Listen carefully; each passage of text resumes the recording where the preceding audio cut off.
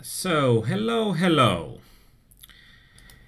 It's Arnimetsa again, and it's time for the Sunday's MTTs. Today we will be trying to get some interesting new tournaments open. There is a new tournament structure on PokerStars that we can see here. And actually, I need to add something. Hello, now you can see me on the webcam. Let's try to get me closer to where I should be. I'm having a slight break. I'm opening our chat on www.pokerimania.com/forum. To the other side, so we can have some discussion going on, and we'll be back. And these tournaments, when they are new, they will be a bit rarer, and I have one table open, and we'll see when we get the second one open. There are currently, I think, 8 tables running, so they are running, and when we see that the tournament that has been running the most, it has been running for 1 hour and 22 minutes, so I guess we are getting them to open at something like once every 10 minutes. And we could actually observe table here for a bit, so we can see how it should be in the final stages. That if we are looking at the prize pool here and the knockouts that players have, we can see that even though we are in the final table, and we could actually calculate some of these final table equities for these stack sizes as well. I think it should be pretty interesting to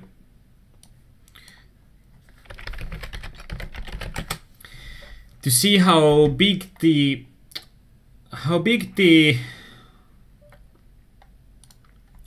effect of these progressive knockouts are. Like, usually in a knockout tournament, if you are in the final table, you don't need to worry about the knockouts. The knockouts pretty much take care of themselves. And let's put it here, 57.09, 29, 28.98, and 19.04. Number of players is 4. One stack size is 73,000, 20,000, 17,000, and 23,000. And when we are calculating the ICM equities, we can see that for some of these, for example, this player can risk only around, I guess, $13 of his stack, but all of the bounties are at least that high, so the knockout effect will still be considerable even if you get to the final table. So it makes it a bit more interesting than regular knockouts, when the progressive knockouts still are really big when you get to the final table. And that's something you need to constantly be aware of, like what is the knockout right now. And you can see that the knockout isn't as huge as it's at the start of the game. At the start of the game, your stack is worth the 230 and the knockout is the same. But because some of the money gets out of the knockout pool, like the progressive knockouts work that when you knock out someone, half of the player's bounty goes straight to your account, and half of the player's bounty goes back to your own bounty. So for example, if I would knock this Mr. Mine 21 out, I would get $1.15 to my PokerStars account, and then my own bounty would after that be $3.45. And I think that's because some of the money leaves during the game, that the knockouts are, when there are 4 players remaining, knockouts are about a third or about the half of the stack size. So that's something that you need to be focused about. So the knockouts, they are decreasing in value a bit, but not as much as they are in regular knockouts. Like if this would be a regular knockout tournament or even a super knockout, that there would be an equal knockout prize pool and an equal tournament prize pool. Even then, we would have the $2.30 bounties in the final tables, and as you can see that even the shortest stack, the Serginho stack, would still be worth about $30. So then people are making huge mistakes if the players are looking for knockouts. And in here, if you are looking for knockout, it doesn't necessarily mean that you are making a bad play in the final table, because it might be a savvy play, and some of the close spots in the final table will become a call, especially against a smaller stack. And also when you are the smaller stack yourself, you need to be aware that other people are hunting for the knockouts, and they can be correct in hunting for those knockouts. So you can expect to be called pretty or a lot wider than you would think in a regular style tournament. And we couldn't see Marcus Y in that game, so we'll see. Actually, Marcus Y is in the other game, and it might be interesting to look how he's doing there. And I'll mark him with a color. I actually can mark Marcus Y as a reg, because I have seen so much of his game, and he's playing really solidly nowadays, and we have had some really good coaching sessions on the Finnish side. Some of those public private coachings. And as you can see here, in the previous example, the knockouts were almost $20 per player. But in here, the knockouts are less, so your mileage may vary about what the knockouts in the final tables will be. And as we can see here, I think some of the players, when they got eliminated with a big knockout earlier on, that's something that will account. And as we see here, there are certain players that got half of their buy-ins back before getting into the money, and that is something to take into account, even though it seems like if you are getting in the money, you are just getting your buy-in back for the first prizes. But most of these players got pretty much the same as a minimum cash when they are in the money, because they've had some knockouts during the way there. And I believe, I'm not completely sure, because in knockouts there are a bit added variance in that it becomes really important to win these games, because the winner gets to keep his own whole bounty and he gets the second place finisher's whole bounty. So actually, let's still have the lobby open for the other game, because it's interesting to see how big of a bounty the winner will get. And hello Snodikin. We are today trying to concentrate on an all new structure on PokerStars. This is a $5 turbo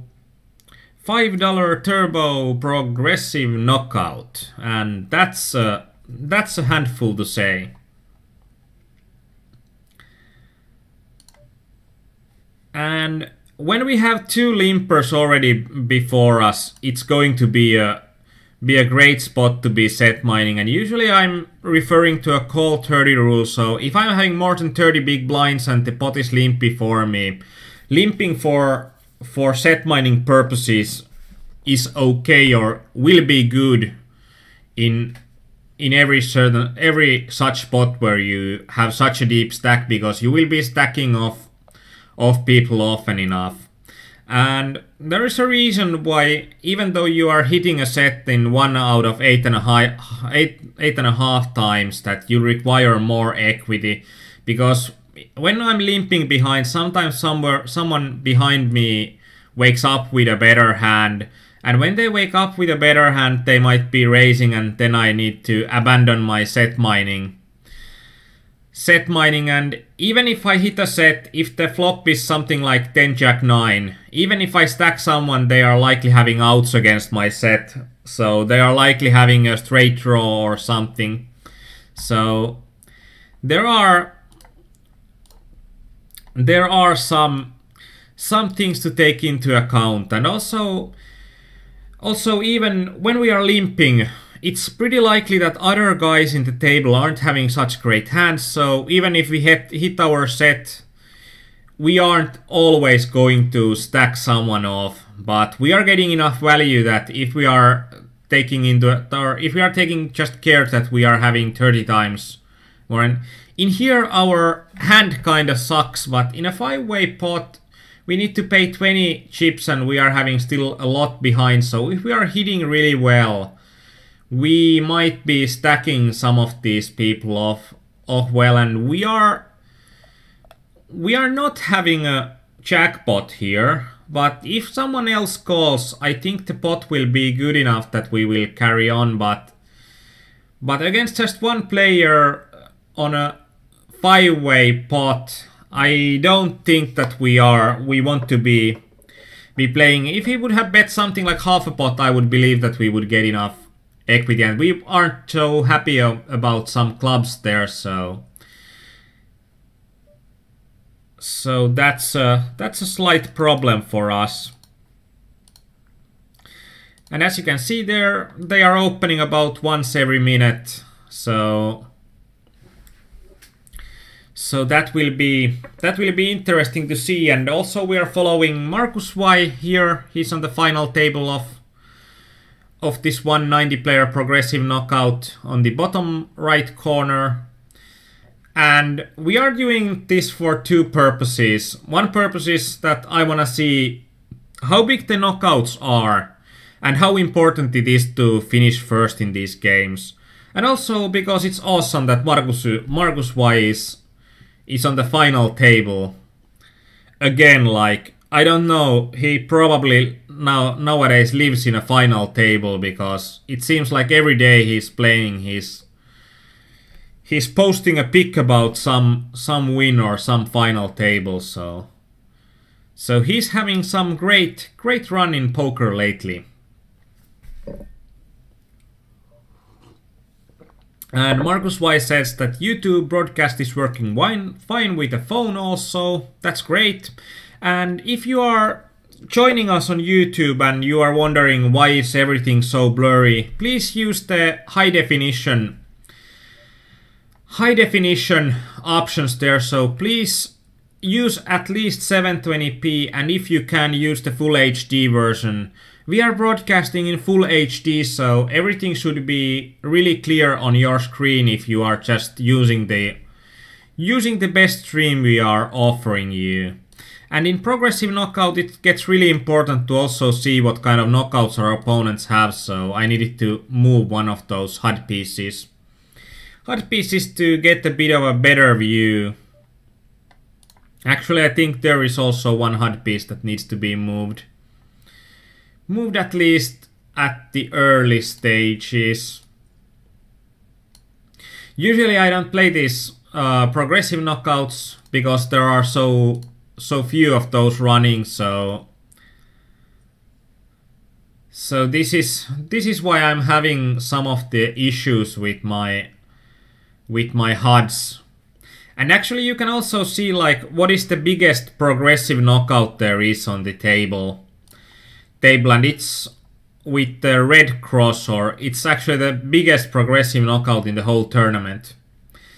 And if we look at this tournament's list, we can see that the first place finish is $57. And now that we can see the two of the final results, if Che Carlos wins this tournament, he will get half of the telekinesis, and his own bounty in total, so he'll win something like 37-ish dollars. And here we get a player that's playing really loose, only limping, and we are having a great hand to shove, and there will be enough of the stack behind us. And both of these players are also having higher stacks than us, and that's good in a way because they might be inclined to trying to kick us out of the tournament and get our bounty. And this is pretty much what we want. We want someone to call us with worse. Or we want someone to call us with a dominated hand. And here we can see that the bounty that the Che Carlos had was $37.68. So he won something like $97 out of this game, even though the first prize is just $57. And now we can see like $60, call 20 rule. We would need to be effectively 1,200 chips deep. So this is going to be an excellent spot to set mine and trying to cheaply increase our stack size. But we can see that the bounties get really important, and we can see if that's really okay because there is the other progressive knockout that ended a few moments ago, and we can see that the winning player also got about $37 bounty. So, and it's also interesting, if this Telekinese would be winning, he would get $10 from the Che Carlos's bounty because Che Carlos had a higher bounty there. So if Telekinese would have won that last hand, he would have gotten $10 less than Che Carlos for winning the whole tournament. But we can see that the progressive knockouts on the final table are still important, and that's good to know because... And Snodikin 82, if players before me hadn't been limping, I would be just min raising there. But when there is this kind of player, this Yeka and all of the numbers behind in his nicks that has played 71% of the hands out of 18 first hands, I'm thinking that I will be called with a worse hand so often that it will be more profitable for me to be shoving and get a goal from him often with a great hand. And I don't think it's technically a squeeze if I'm raising small,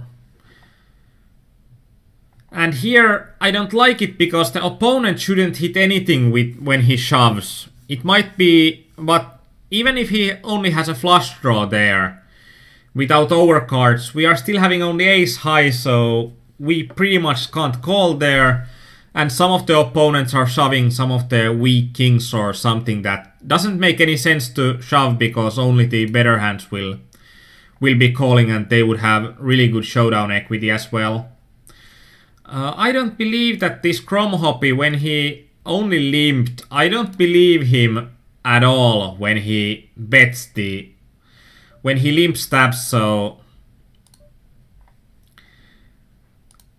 I'm trying to purchase the pot on the turn, especially when a spade came. I don't think that our deuce of spades is going to be a card that increases our equity that much, because even if we hit a flush there, we are hitting a flush that's the not low flush, so every spade card is better. But when we call the flop, on the turn, I think the opponent should be pretty inclined to fold to our raise and think that we would have a flush there quite often.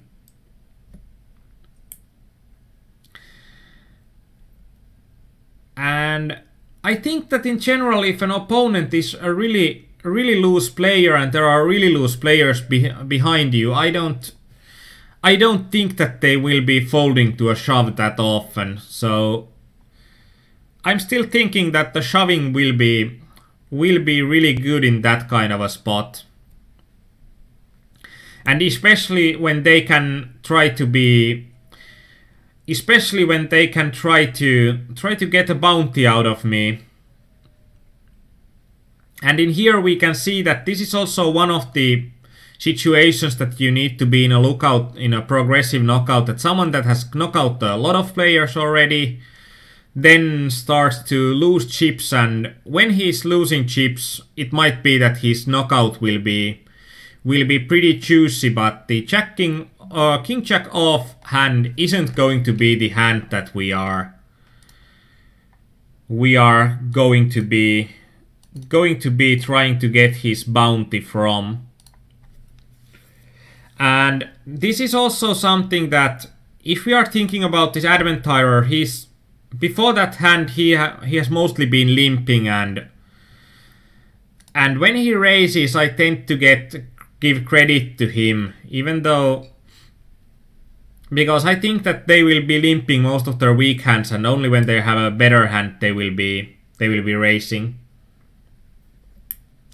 And Snodikin, it isn't a bad thing if we are shoving, and if we are winning the, when we had like something like 13.5 big blinds, and there are 2.5 big blinds already in the pot with the limper and the big blind and small blind. I don't think that if we win the pot, we are still getting as good as if we get it in on average with something like 56 or 57%. And Marcus Y, yeah, I know your nickname, so I can move the table out if we get to the same table. And as I also can see here, like there are 1 and 2 players that are decent regs. And there are at least 1 player that I like to play against, and when I'm looking at these tables, I'm thinking that these games are going to be so juicy. Like, just look around. There seems to be wealth of loose and passive players that are exactly the players that we want to play against.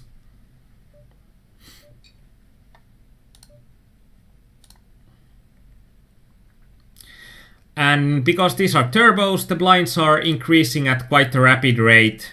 Because in the 50 to 100 situation with the ace queen off, we can actually check it, but I don't think that we had like any playable hand before the ace queen, so we had just been folding some chips away. So when we see here, we are having 13.5 big blinds, and there is also 1 limp before us, so shoving this 13.5 big blinds is, in my opinion, it's the best play, and we can start to be cute with something like kings or aces in here and try to get more, because then we are also, when we are getting it in, we are also getting it in with a way better equity. And there's actually also why I'm interested in these games. These progressive knockouts there are actually few reasons. I like the progressive knockout structure, and I think it lessens the variance somewhat, because sometimes you are winning your buy-ins back even when you don't make the money. And also, these are probably, if you are playing the $2.50 player 180 mans, these don't require that much more bankroll. I think that if you have a bankroll to play, a solid bankroll to play 250s, you are not far from having a solid bankroll to play these 90 player games, because of the variance is going to be less. You are winning these twice as often. You are getting final tables twice as often as on 180 man sit and go. I think like if you would equal these to something, it would be $3.50 180 man. And Snodikin, a question about the ace queen hand. What do you do with 30 big blinds? I would do a smallish raise. Or actually it would be be a plentiful raise, and it would be a raise to somewhere around 4 big blinds. And it's because we are having a really loose opponent before us and really loose opponent after us. So with our really nice hands like ace queen suited, we want to increase the pot size here and now as much as we can. And Theo asks, are the higher buy-in progressive knockout tournaments? As if there are higher buy-in progressive knockouts, we are going to play those instantly.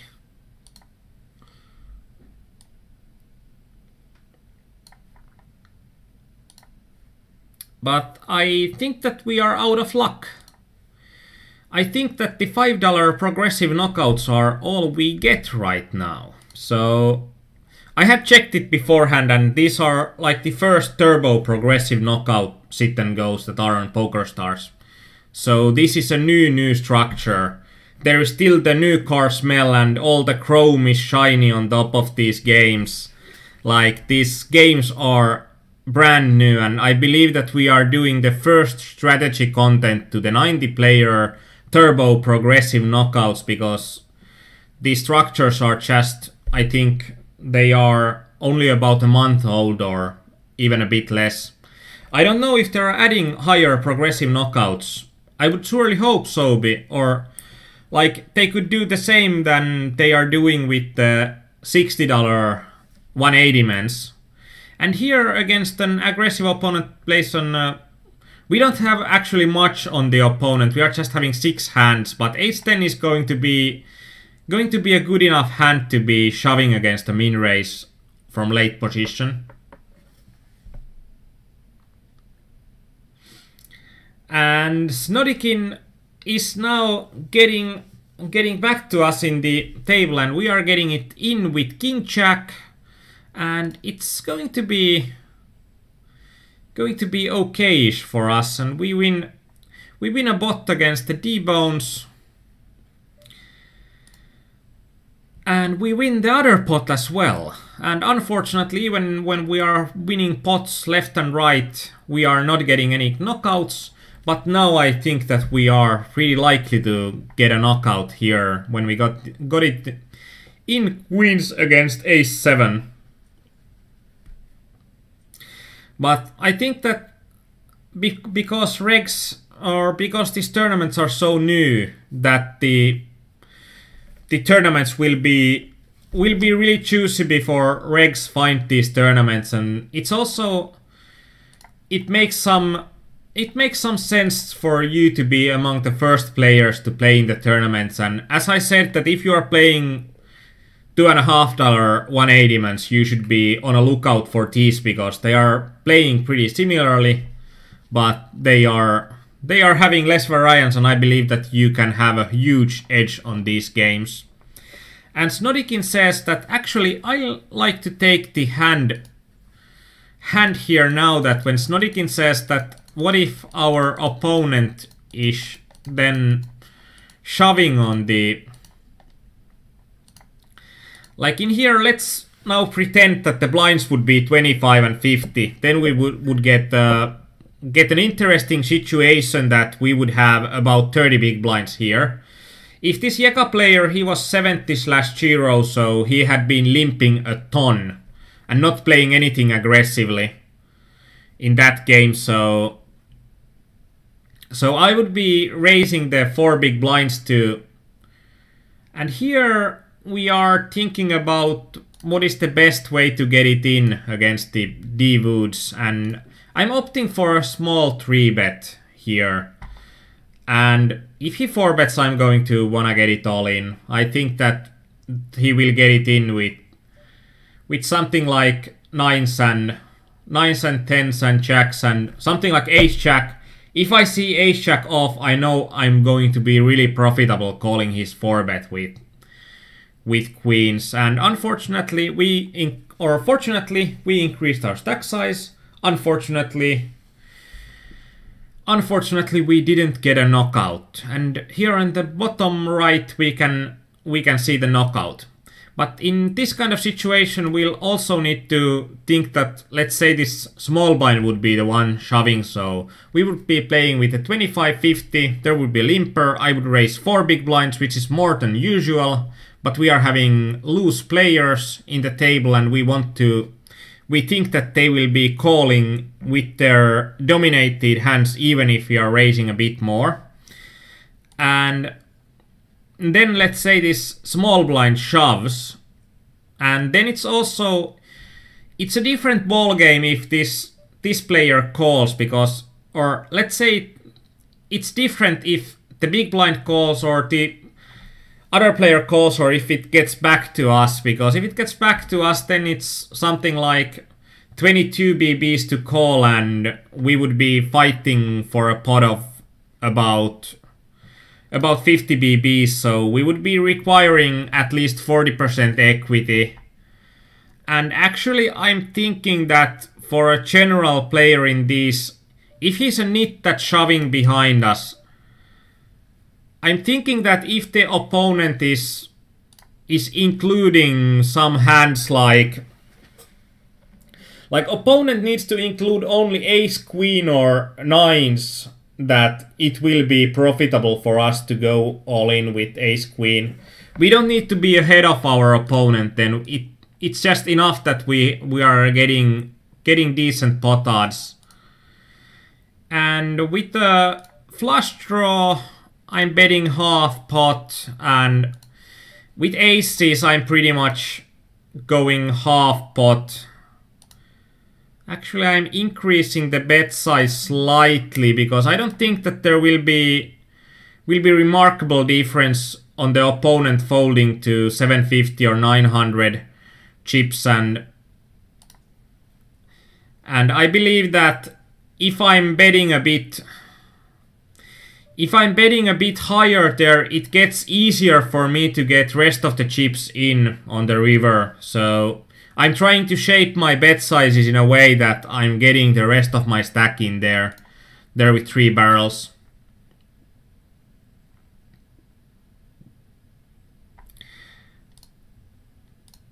And Snodikin says that if you follow your strategy, you need to raise this limp and fold to a re-raise. Is this too needy? It depends on what hand you are doing it with. Like if we are thinking that we would be requiring something like 40% equity in the situation, then, and here even though we are having ace-3 off, like some players are looking at this hand like, whoa, I'm having an ace, so I'm having a good hand here. But in reality you are not having a good hand here and you are not having decent options there. Because if we are just completing our small blind there, we are practically never hitting a flop that we would be satisfied with. If we are hitting a 3, we are hitting a bottom pair practically every time. If we are hitting an ace, we are pretty often behind. So this is practical. And if we are hitting 2, 4, 5 and we are hitting a straight, then even if we have a straight, there is practically nothing that the opponents want to pay in that kind of a flop. So we are not getting our value in the situation. So, and we are having only 28 players remaining on the first one here. So it depends on, for example, I would raise the limp that the opponent that limps a lot. I would raise the limp with a range of hands that if someone shoves behind me something like 30 big blinds, there are hands in my raise range that I will be folding to a shove.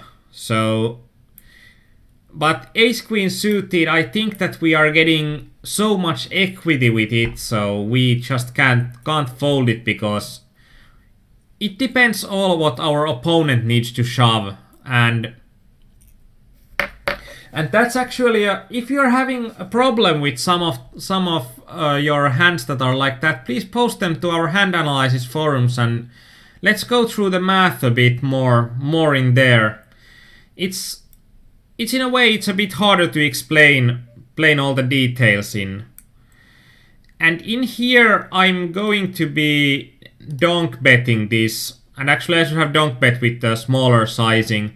But my hand has practically no value in there. I'm only having a runner draw. But if my opponent is, and most of the opponents in these 90-player progressive knockouts are just looking at their own cards.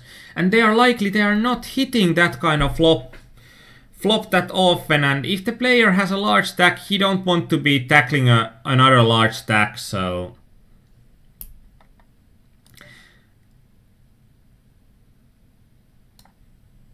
And Calleon says that versus fishy players it's okay to complete those ace-x offs, but I think it's pretty marginal.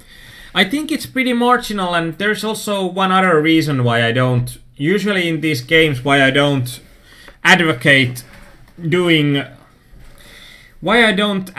completing with the small aces or limping with the small aces. It would be a whole different ballgame with the small ace if it would have been suited. Like suited ace would be an instant complete, because with a suited ace, all of the two-tone flops that give you a flush draw will give you so much more equity, and if your opponents are playing passively, you are also getting more equity with their passive play.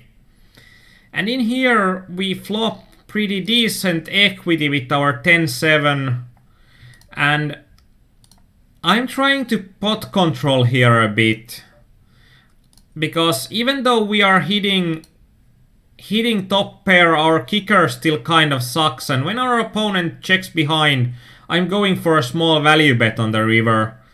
And I think that our opponent never has a 10 or better when he checks the turn, because this turn is for every one pair hand, because this increases the amount of draws that I can have. And if he has something like Queen Jack that he wants to give me an opportunity to do something stupid, then it's like bad luck, but there is so little of his range that is going, or such a small part of his range are going to be Queen Jacks or other straights, so... And here we are, usually when I'm having only 10 times more as I need to call, I'm also thinking about the shove, and here I'm also only having 7 times as much effectively, and here even though we are having an 8k stack size, it doesn't matter. The only thing that matters in this kind of situations, what are the effective stack sizes? When the opponent opens 500, the effective stack size are 7 times, 6 times, 6 times, 4 times, 7 times, 6 times, so... And in here we are having an opponent that is calling a ton, and he's not folding a lot on the flop thus far. And I think that he's going to a flop so often that we are getting some... And if the opponent is just limping and calling a lot... 9-10 suited, actually it's something that I want to raise, but I know that it's probably not profitable. We're on the chip lead on the bottom right table. That's great. And as Calleon already responded that ace queen off is good enough to open practically basically always from any position in an unopened pot. And I believe so as well. And I haven't seen a player that would leak by opening the ace queen too much. Because I think that if you are looking at your ace queens and you are filtering the ace queens on the early game, or you are filtering your hands on the early game, if you are having a poker tracker or hold'em manager, and you are looking at, for example, how much do I make money with ace queen, or how much I make money with ace jack, I actually believe that ace jack off is going to be, if you are playing decent post flop, it's going to be a profitable open from any position. But ace jack off is going to be way thinner than... It's going to be way thinner than the than the ace queen off. And we are going to open all of the tables of these progressive knockouts that are going to open with the 1 hour, and then we are going to play them through. So we are doing a bit of a shorter session today, and it's because I don't have time to be there for a long session today, and also because I want to do some of these strategy pieces that for different kind of games, so that we can get some coverage in the different games. And here it's like we are getting 40% to call, and then there is also the opponent practically shoves. If we are thinking about just the chip value, the opponent shoves about $3 worth of chips, and his bounty is also $3. So actually I think that could have been a call there, if we are counting the knockout mathematics within, even though we are having a pretty crappy hand with our 9-7. And that's actually something that we can check after the tourney. And usually I like, when there are antes involved, I like to open a lot from small blind. But this guy, if he's not folding, I don't wanna be raising Jack-6 off when, if he's going to be calling, then I'm just playing a larger pot out of position. But I can limp and stab pretty profitably if he's folding practically anything on the flop. So that was kind of a special play to how to play one of these opponents that's playing pretty passively and playing pretty much every hand.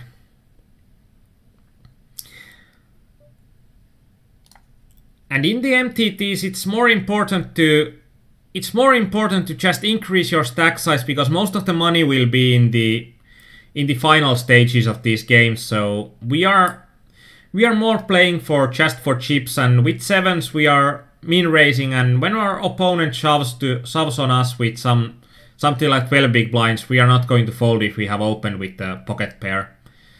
And in here we got flatted. I don't believe that our opponent has a great hand when he flats, and when this Aria Pokoten raises,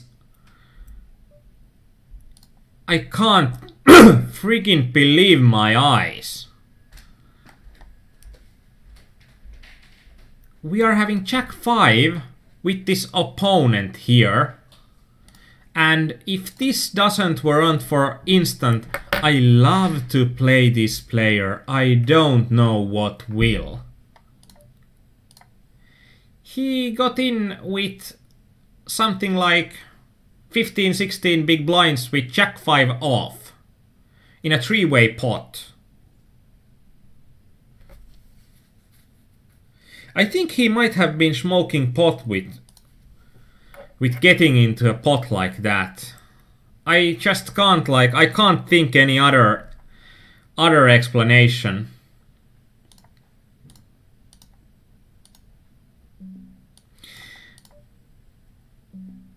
And in here, when pot 72 opens, we are out of position even if we are getting a good price, so I think folding there is going to be pretty much optimal.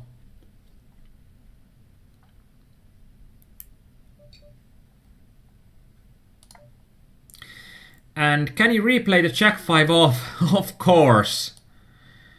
The same opponent called us with... The same opponent called us with 6-9 off the next hand.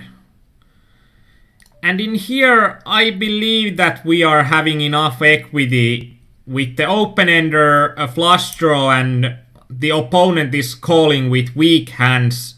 And also when we are having one overcard to all of the cards on board, I think we are getting enough fold equity to make it really profitable to raise him pretty much. So this is the opponent that calls us with our 4 big blind shove with 6-9 off. But it was this hand that we had ace-10. Of course we are raising it when it comes to us. The opponent just calls and he's from Greece, so... And then there is one opponent that shoves here, and when he's having just 8 big blinds, I believe that he will be raising with also weaker hands than me. He will be raising with pretty much all of the pocket pairs there will be, so... And if I'm flipping against only Aria Pokoten, it's not a horrible situation for me. Because I think this Taxidiaris is going to be folding if I shove here pretty often, so... Then I will be playing in... I need to be investing only 850 more to play a pot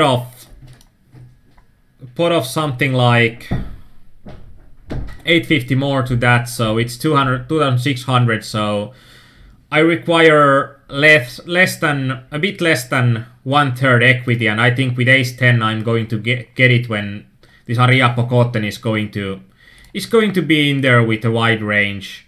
And we get called, and we get called by Taxidiaris, and I was correct that our opponent isn't having a good hand, but we were a bit wrong in the sense that our opponent should fold these worse hands, so... And the river saves the Greek. Greeks love their rivers, and with queens, I think that if there is any chance that we are going to get this Eddie to do a bigger mistake there, we are only going to be calling and trying to get, and it's because we are having such the amount of bad players here, so we are trying to get them up opportunities to lose their chips to us, and we are playing some plays that are really exploitable that I wouldn't be playing against regs, but I'm playing against these random players that are doing some probable mistakes in the games. And when we have seen that the Taxidiaris is going to be calling us with pretty much anything, we are not going to be shoving 4-6 off from small blind against, so... And as Caleon said, that the Jack-10 guy was really optimistic. Yeah, I think it needs to be something like a reporter for the Greek Financial Times or something like that. Having a job that needs you to be optimist for life to be happy doing the job.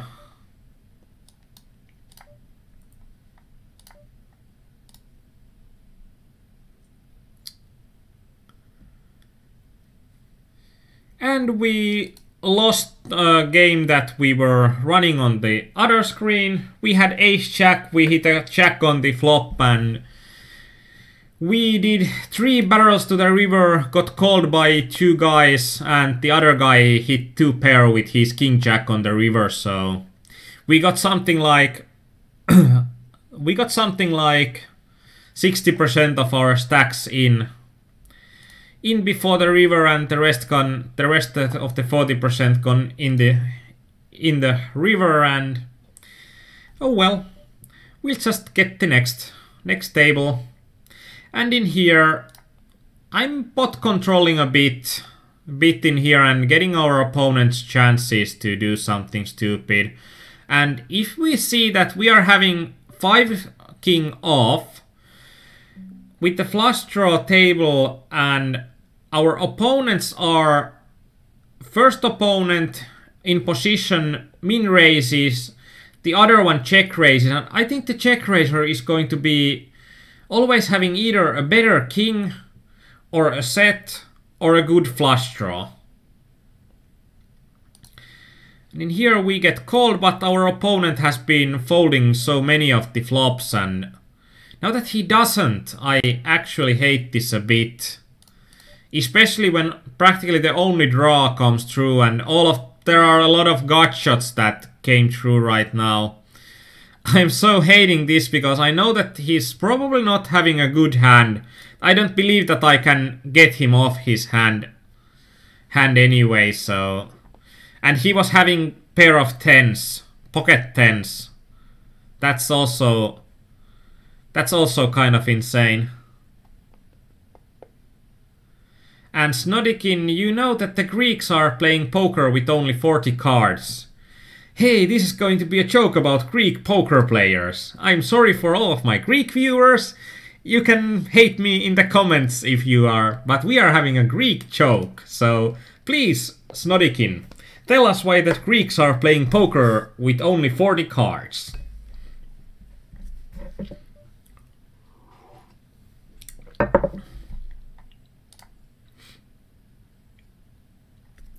And it's interesting, I'm being more happy about soon hearing a Greek joke than I'm being happy of winning some of the big pots in these tables, so... Oh well.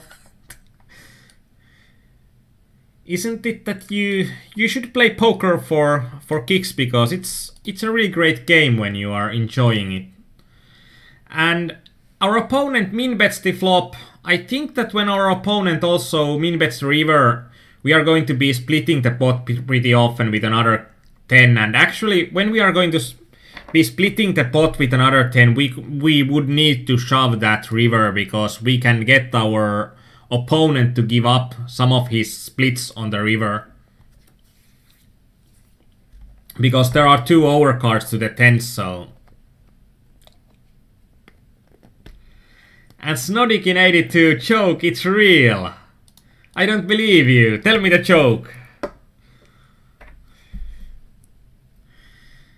I know that there is something called the French deck, which some of the, for example, the Sailors poker games are, or not Sailors poker. There are some of the card games that Sailors play that are played with only 36 cards, because all of the cards less than, or actually it's 32 cards because... No, 36 cards, because deuces to fives are removed from the table, and I think it's called a French deck. Which is also funny, because I don't believe that French are also that good in poker. And ask your Greek for a Greek poker game. I should ask, if I'm seeing a Greek in Tallinn, I should ask where is the Greek poker game, because it should be the best poker game. And actually, if we are having the most loose passive opponent of the year, what the frick are we calling 2 barrels with the bottom pair? If our opponent hasn't been aggressive on the flop or turn ever before. That's also something that's probably best called stupidity.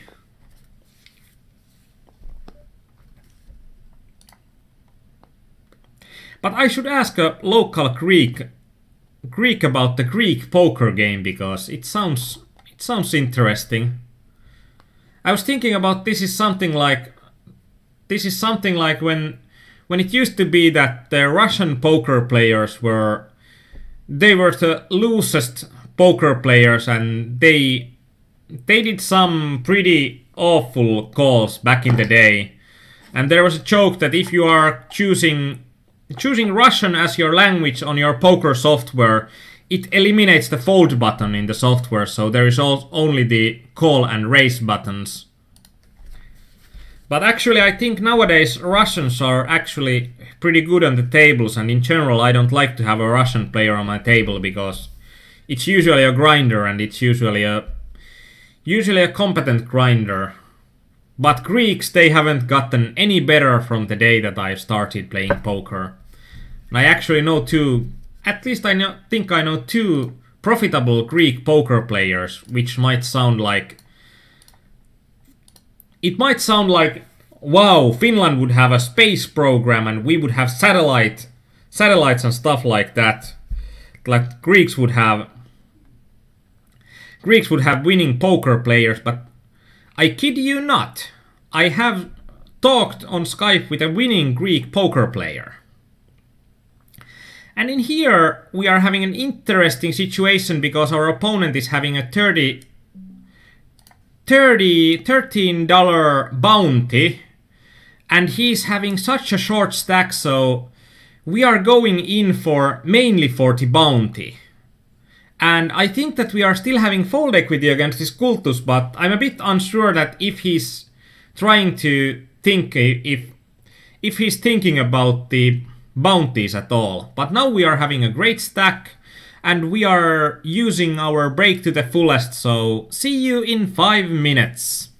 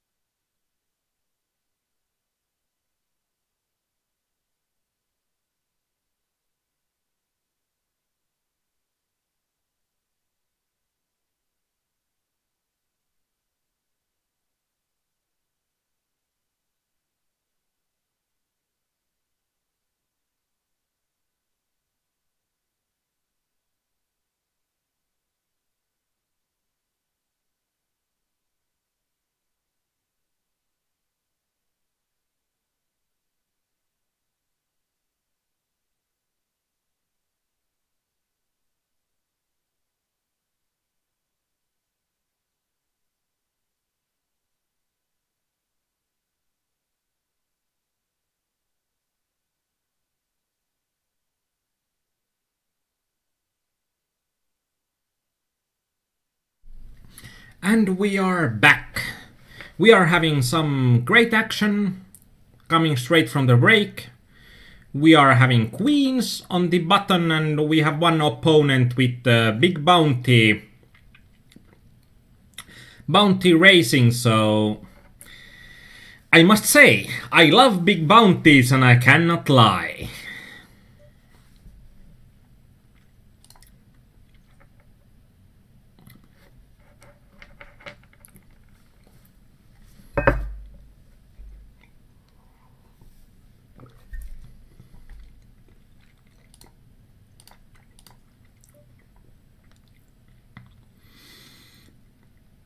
And we are going to be raising here, especially because this one opponent is going to be having a $14 bounty with only 1000 chips left. And this Portuguese player, we know that we can mark him as a player that we want to play against because he folded with 1.5 big blinds. 1.5 big blinds and you can fold your big blind. Unfortunately, he doesn't have enough chips, because I think if he could fold this small blind, he would. And this will be an interesting situation with sevens. There might be some situations that this opponent is trapping with aces or kings, but if he isn't, this is going to be a huge pot. And we are having decent equity with sevens.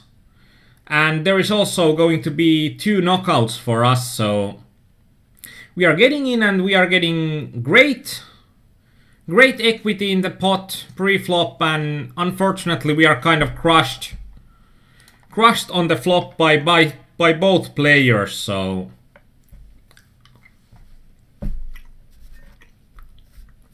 well, you can't win them all the time, but you always gotta try.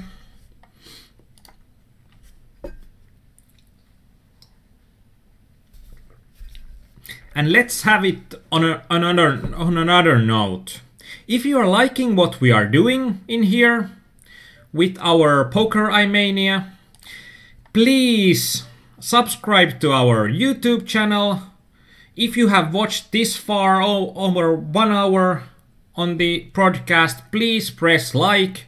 It means a lot how much viewers this material will get.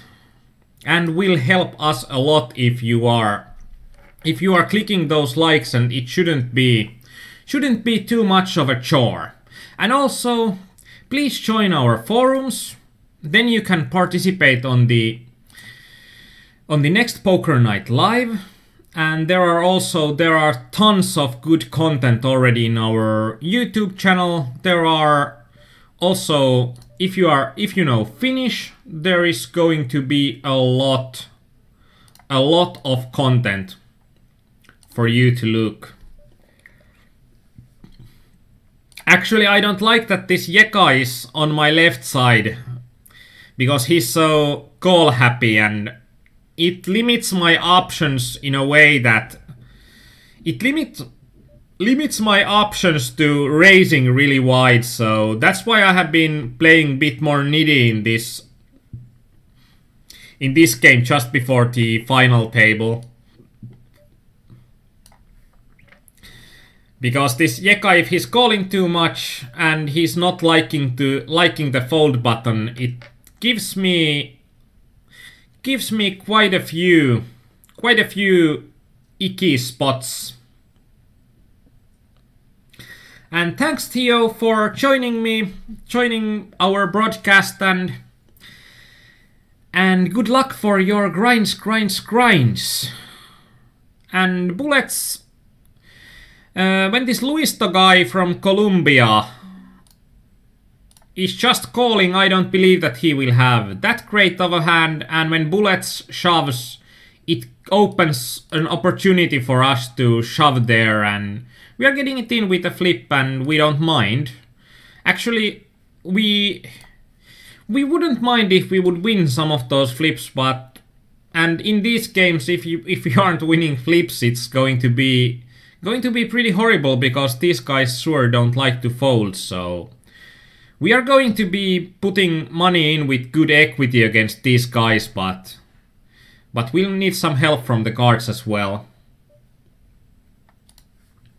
And this, if this Jeka would be on our right side, it would be a lot better, because then there would be a lot more position plays that we could play against him, and he would be a target player for us in many of our games. And in here, in the progressive knockout, the next hand we are going to be in the money, but we have already gotten our buy-in back with our knockout bounties, so we are in a decent shape there.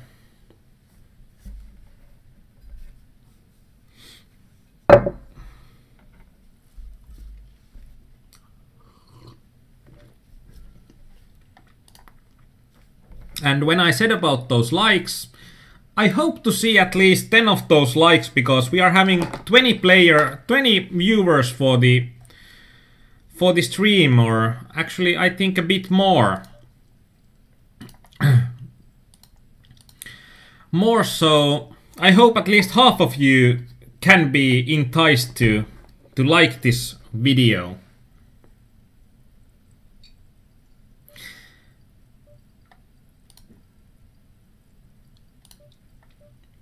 I hate this Jeka guy, at least when he's having a larger stack than I do. I'm hating him so much. Actually, on the turn, I could have been trying to bet big against him, just to get him off of his most likely a crappy hand with. But when there's only queens and threes, practically all the hands that he can have are going to be hands that are either full houses or they are crappy. So that's pretty much a situation that... And here we are getting really great odds, and there are going to be 2 players that are going to be all in, so... In here we opened, Lafroy called, and we are going... Actually, our c-bet sizing, I saw the pot size completely wrong. The correct c-bet sizing there would be somewhere around... And here we got another bounty practically for free, because we just min-raised and our opponent had a short stack and nobody else tried to call. For example, Jeka, when he has a big stack or their kind, they should be calling those situations, and they should be competing for the cheap bounties.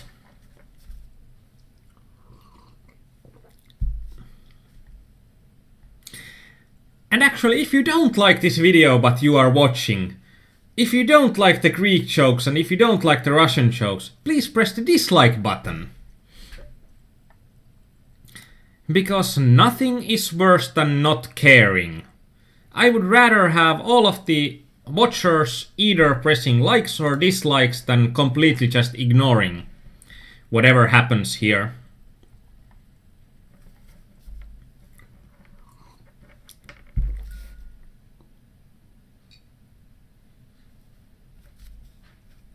Like in the university, there was a communications course with one great teacher, and the teacher usually said that nothing is worse than having it's okay or it's a nice presentation, because that pretty much means that your presentation sucked, that there is nothing that... I mean, it's like, it's just nice, it's something that it's so bad that nobody cares a bit, so that's the worst thing that can happen. And Corpistry RT's $5 game soft compared to 180 man $2.5 turbos. These are so much softer. I think that there is like one reg, and that's Markus Y that's playing these games right now. So I think these games are... I'd say that these games are insane value right now. And that's probably somewhat being... And here is interesting situation with the Papakorda, that when he's going to be be on the big blind next time, it's going to be an easy caller. So I don't think that the regs have found out these games yet, so we can watch these lobbies, and if I'm watching a lobby of 180 men, we are having multiple players that, even in the 250s, that are solid, and here 0 solid players. In here we are having solid equity, but I think that when he's only leaving a pot left, I'm going to get him to give up some of his equity on the flop instead of just, or going to give up a lot of his hands. And when he has aces, I think that he won't, or we know that when he has aces, he's not going to give it up. And Corbister, I think that when we looked at the beginning of 2 of those games, they both took around 1 hour and 30 minutes. But I think the average length of these games is going to be somewhere around 37 to 40 minutes. I think they are going to be something like, and it's not that nice when this Papakorda finally gets it in that this opponent calls, and we are trying to get this opponent to get him rid of some of his bad hands to get this bounty. And with our ace, I think we are in a good shape.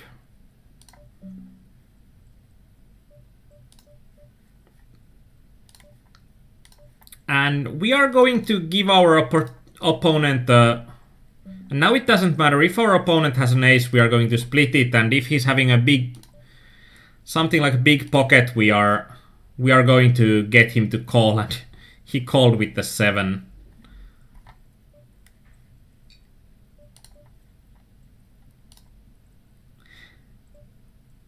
And who do you support for? It's Sweden-Belgium football. Go Belgium! If there is an opportunity to be against Sweden, I'm going to take all of those opportunities, so. And of course Belgium does have an awesome football team this year, so I think that Belgium is also, it's going to win. And Corbister, these are completely new games now, and I think that having higher buy-ins in these would be something that would be awesome, because less variance than 180 mens, they are softer. Actually, the only bad thing I can say about these are that they don't run necessarily enough. Like, this is probably one of the better times, and there is one opening every 10 minutes. But if you are having, if you are having a bankroll to play $350 180 mens, you should definitely be including all of the $5 90 player games that are opening.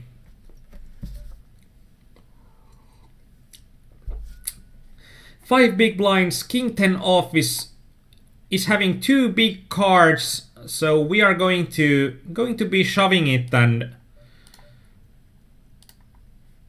and we'll hope to just get the blinds here. But if someone calls, it's not the end of the world. This opponent last time called with 10-7 off, so we are trying to. I don't know what to say about that. That's like semi-bluffing with the ace hand. And this is going to be a mandatory shove for me anyways, but not when the opponent is raising. At this opponent's raise is probably, it's good. And I would be, actually this is a way too small of a bet when this opponent doesn't like to fold.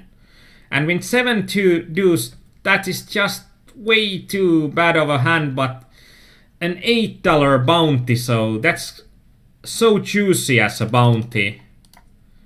And for Jeka, we are just trying to get his chips by.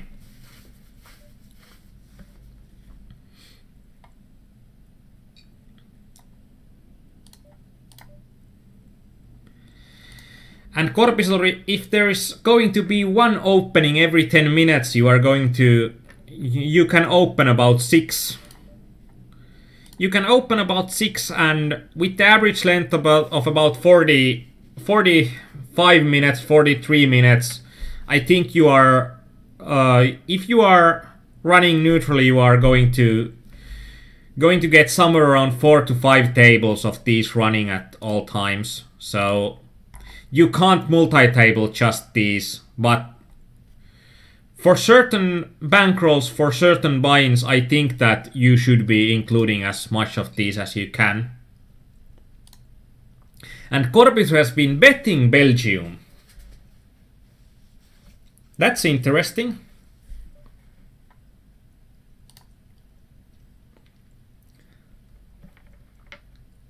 And for Finland, I think it would be awesome if Finland could get in the World Cup someday. That's Finnish football, and that's something that sucks a bit, that Finnish football isn't at the level that it should be. And we are eliminating another player, and our bounty is $33, and we are having one player with a $3 bounty in the final table. And this is bad in a sense that we have been eliminating so many players that even though our account has grown about $30 with just from the knockouts, there are also some bad things, because in this situation, actually we could have shoved this against Jeka, but I'm thinking that if I'm betting big and then betting the flop big, we are going to get him call more and spew more of his chips.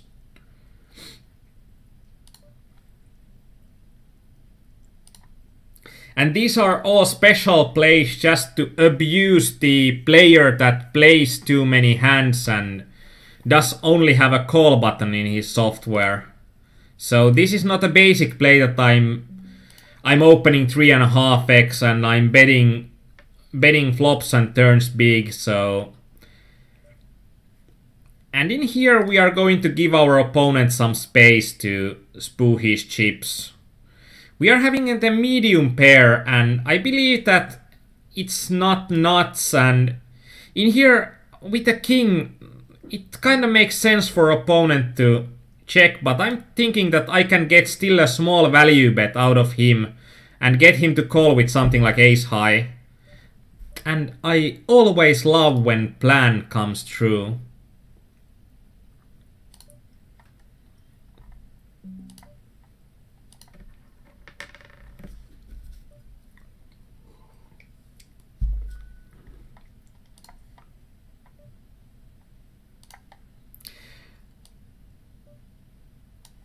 And for an hourly rate, for the hourly rate, I think that these games per hour are much more profitable than, for example, the $4.5 normal speed 180-man progressive knockouts. But even those progressive knockouts, they are juicy. I don't know if it's the structure or what, but they are great games to play, both. And when I said that it's a horrible situation that our knockout is so big, it's horrible in a sense because now we pretty much need to win this game. Because if we win, we get to keep our own bounty, so there's going to be much more pressure for us to win these games. Or win this game. And actually, I might reveal that if I'm winning 2 of these games, or like winning 1 game and getting second in 2 games, I think that my today will be over. I will be winning over $1,000 today, so it will be a 4-figure day. So, and that's, of course, that's not important. It's just nice to run good sometimes.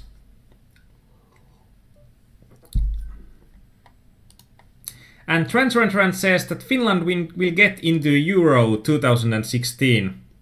I hope so. I think that Finland will have a decent what's it called? A decent group of countries that are getting there, but like the history of Finnish football team is pretty much just that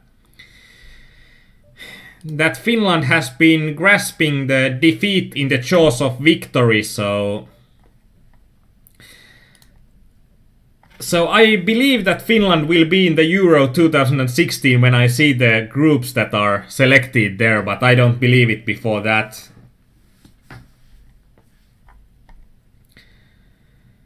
In here with the J huge is the guy that called with 10-7 off and opens now something like 4 big blinds. I just don't like it, and if you can see that we are having 4 tables open, so why I'm not taking the table that I'm having there. I'm having actually a problem. Like we are having 2 solid players, actually 3 solid players in this $5 90-man knockout. And we are having position on Marcus Y, so I'm not going to give that advantage away. I'm rather trying to abuse Marcus from position as much as I can. But if there will be nice hands between me and Marcus, I will share them to this screen.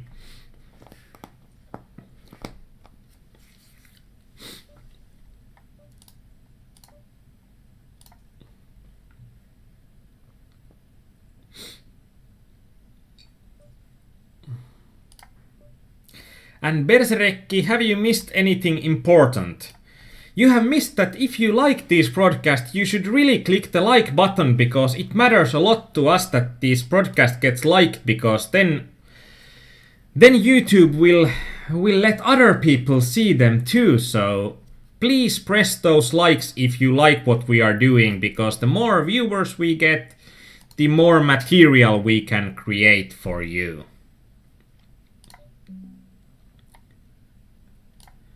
In here with King Queen against Ace 8 suited, it wasn't a horrible situation, a bit worse than a flip, but unfortunately it didn't go our way this time. So we're just trying to get the next one. And basically also Bersereki, if you think you missed something important, these broadcasts will be available pretty shortly. And when these opponents bet small, I think that even when the ace hits the river, I don't need to be right that often, but I think that I'm going to get the pot with queens, with the pair of queens sometime. And here I'm going to open because this Russian nuts is also so short and he's having a decent sized bounty, and sometimes this big blind opponent will be just autopiloting and not looking at the bounty. And now we are actually pretty much luckboxing our way to the river. And when our opponent bets the river, practically only hand that we are losing are better nines, some sets and flushes, and I think that we are getting value from worse nines and we are getting value from queens when we are shoving there, so it's going to be, I think it's going to be really profitable for us to be shoving the river, especially in these games. And we are increasing our bounty and we are having the biggest bounty in this game as well. And here, the opponent with the biggest bounty is now only 3 big blinds deep. That's okay for me, I can take his bounty, I hope. But not this time, he got the dominating hand. And now Marcus Y got moved from my table, or I got moved to another table. Actually, Marcus Y got moved, so I got like, there is one solid player of 90 players and I get position on him, so sometimes the tables are just great. And as you can see that these games are just so good. And because these bullets he has been calling our min raises a lot from the big blind, but he has been only showing something like king 10 and not a lot of hands when he has been in the big blind. And now we can see 622, and we need only 40%, so we are going to be calling. And when we say that our opponent has been showing just solid hands and then he calls with 4-5 suited, so he pretty much wastes the opportunities for me to shove light there. Because I don't want to be shoving light if my opponent can call 5 high.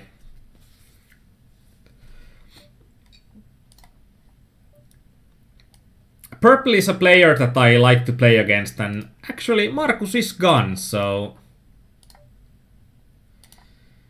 Well, that's even better. Not like I wouldn't want Markus to run good, especially when he's one of those guys that I have coached, but I just like when there is going to be less good players playing in the game that I'm in. So every time a good player gets eliminated, it's more money for Arnimetsa, and I like more money.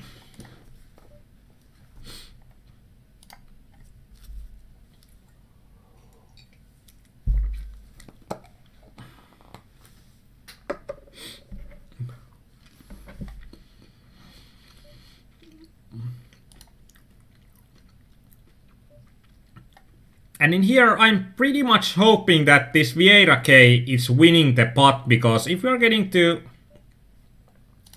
Even though there is now like $8 that went to Vieira's pocket, when we got the prize pool jump there, and also we are getting an opponent that has played way tighter than the other opponent, we are getting better equity.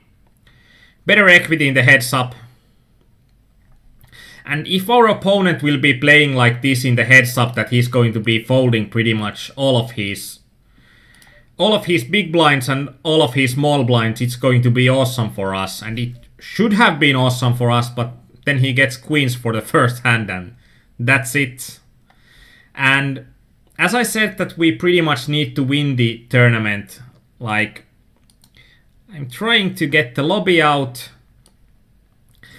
That in this game, in the heads up, it looks like it's $19 to play for. So that it's only $19 for the heads up, because it's the difference between first and second. But if you can see that I won $31 with as bounties, so it was a bit over $60 of wins for me. If I would have won this tournament,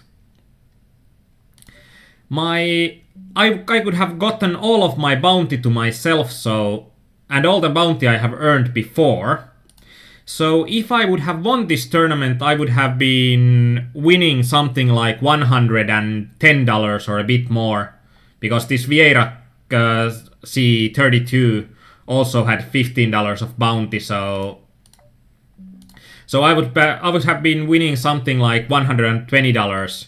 And now I got something like $60, so it's almost a $60 heads up we got with Vieira, so...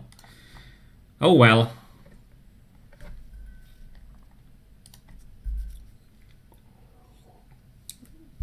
And you should also join our forum. There is a chat.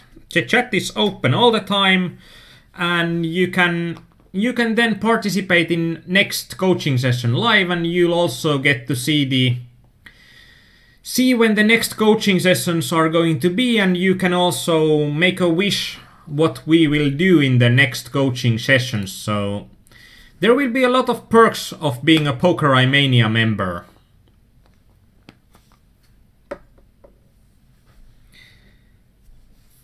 But we are getting this other game deep as well, and it's always nice to have an MTT session with deep runs. With deep runs, because then it's interesting for you to see the whole tournament. Like, if you look at these tournaments, they are like really fishy tournaments from start to finish, and you can see like in pretty much in 2 hours you can see how you need to change your strategies when you are playing short stacked, when you are playing short-handed tables, and when you need to push your aggression up. So you can pretty much see how winning an MTT works in just a bit over an hour. So, and I hope it's going to be winning an MTT, and just by getting into good money in the before NTT, I know that we will be making money in this session for sure. I think there has been only one tournament that we left without any knockouts, so without any money, and that's really great for us. And Korpistur said that from on 9th of June there will be a great MTT, and with J Hughes I'm going to be shoving King 4. I'm having a high card equity here, and also it will block some of his hands that he will be calling me, and when he's limping I'm thinking that he's going to be weak after his limp, and after his limp when he's playing 40/13, so I believe that he's mostly limping his weak hands, that he doesn't want to invest anything in the pot, so I'm going to be attacking the weak players' limps a lot. And Snorikin, can you please explain the colors I'm using in players' notes? Practically I'm using 4 different colors, because then I can use different colors that I can quickly see the players, and mainly I'm having purple players in these games, then I'm having orange players. Like purple player is player that I know for certain that he's a player that I want to play against, so he's a player that's losing money in the tables, and I believe I can take some of that money that he's losing at the tables. Orange player is a player that I think will be is a competent reg, so a player that I don't want to be playing against. And then there will be red markings for players that are really good regs, that I'm giving a lot of credit to the really good regs, and those are the players that I mainly don't want to play against. Are the players that I think that are competent regs that I think that are really good regs. And then there are the blue colors that they are playing a lot, but I'm a bit unsure that they are having leaks that I can use, but they are pretty solid in most of the game. And Korpisatori, it's going to be a Monday, so even though we are not having the Monday MTTs anymore, on the Finnish side at least, not before we can find out a good structure in running those, but we are having one Monday, so next Monday, tomorrow, we are not going to have anything, but the Monday after that we are going to have the Arni Metsä, Korpisturi and Markus Y MTT conversation night, and we are taking questions to the evening for the poker night in the Finnish forums, so I'd say that if you are Finnish and you have anything you have wanted to know about MTTs or Markus Y or Korpisoturi, now is your chance to ask. A bit unfortunate that our opponent had Ace King right now, but we hope that we will spike a jack. And this actually gets a bit more interesting when we are now having about 15 big blinds all and we are having equal stacks, so we are pretty much all pretty close to having knockouts, and this I wanna 1-3-1-2, I'm starting to believe that he might even be a solid player, and when he has shipped so much, like 28%, I don't want him to be shipping 3 ways when there are still a lot of ICM implications happening, so I want to make his range as small as possible by shoving with the Ace 7, Because I'm not... Even if he shoves something like... If he shoves something like king-jack or something, I'm more happy if he folds than if he shoves it. Even though I'm ahead of the king-jack, I'm not ahead of it enough. So I want to eliminate those hands from his range.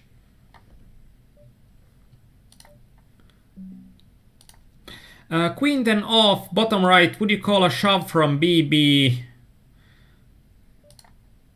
Wrong button. Let's see about the Queen 10 hand.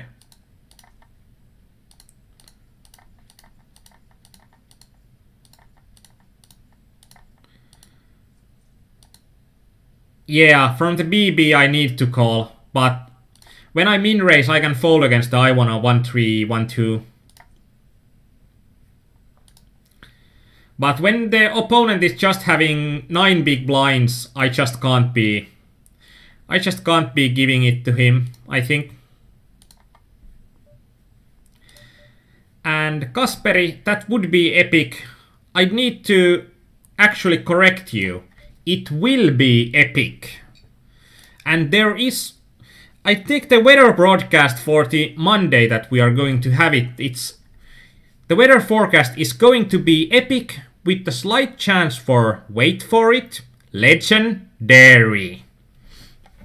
And I screwed it up so badly.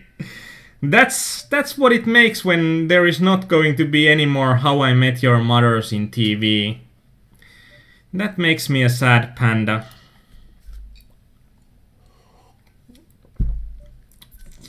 Yeah, that was a huge 6 on the turn. I think that was a massive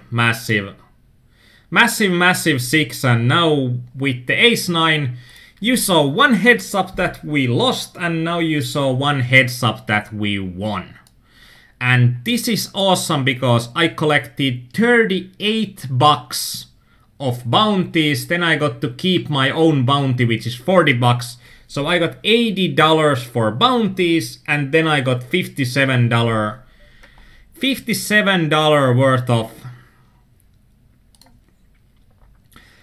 worth of money. So I got $140 there, and actually when I got $140 and then I got $60 from the previous one, and I'm about break even in these rest of the games, I think I have exceeded over $1,000 for today. So I'm having a pretty good day poker-wise today.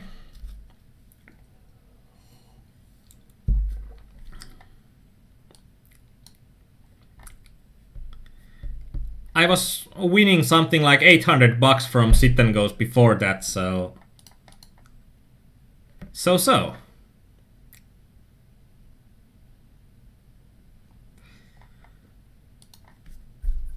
Adding about 200 bucks is going to make it $1,000.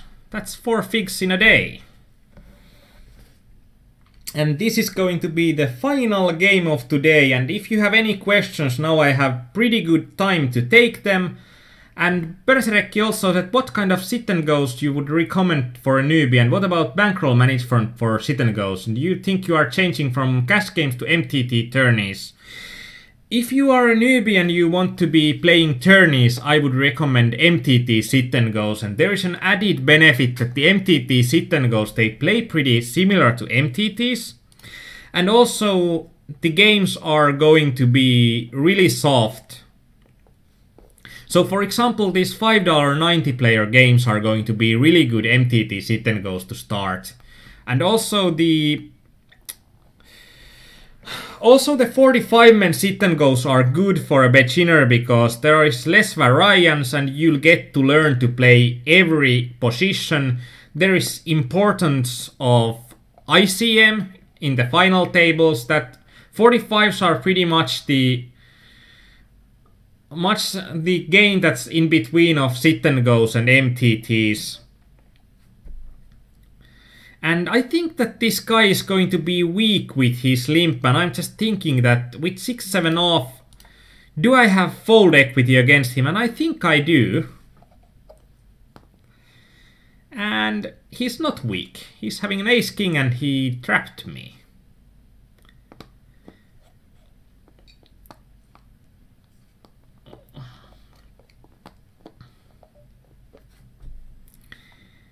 And it doesn't matter if he traps me if I win. I got the money in bad, but I think if our opponent has just been limping, I think that the majority of his hands will be really bad. And against those bad hands, I think that we are going to get, or we are not even getting good equity, but we are getting those bad hands to fold. So we are, when I thought about the shove with the 7-6 suited, I was thinking that pretty much we are going to get the pot 75% of the time, that the guys in the blinds don't want to take part in it. And this is really abusive. I'm just looking at this juicy bounty, so I want to min raise this. And I think that I need to fold because this hand is going to be such a bad hand compared to what I should have here. I think that my opponents here are going to have such a good hand against me. And we are getting third final table. We played, I think this is 6th or 7th tournament. And this is third final table, so now I start to understand why Markus is every day in a final table. And Kuba, yeah, his pre-flop raise is 0, but the ace-king guy. But I think that if I see someone with 7 hands that's only 50/0, I think in those situations that the opponent is most likely... With the so few hands, I pretty much only have a guess on what my opponent is going to have. If this guy would have had a great bounty, I would have opened this king deuce as well. So I'm doing a bit of a hustling for bounties here as well. Well, to try to increase my equity in the games. And Kuba, yeah, the pre-flop raise was 0, so I'm just... Pretty much what I know there, that my opponent is likely a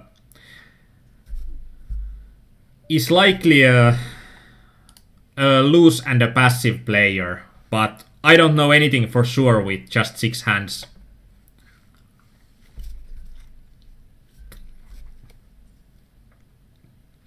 And Berserki, what about bankroll management for sit and goes? That's also pretty interesting because there are so many sit and goes. If you are playing normal speed heads up sit and goes and you are playing low limit normal speed heads up sit and goes and you are one of the best player in the games, I think that you can actually do great with just 20 buy-in bankroll management or 25 buy-in bankroll management. But if you are playing 180 mens and you are among the best of the players, you may find 500 buy-in.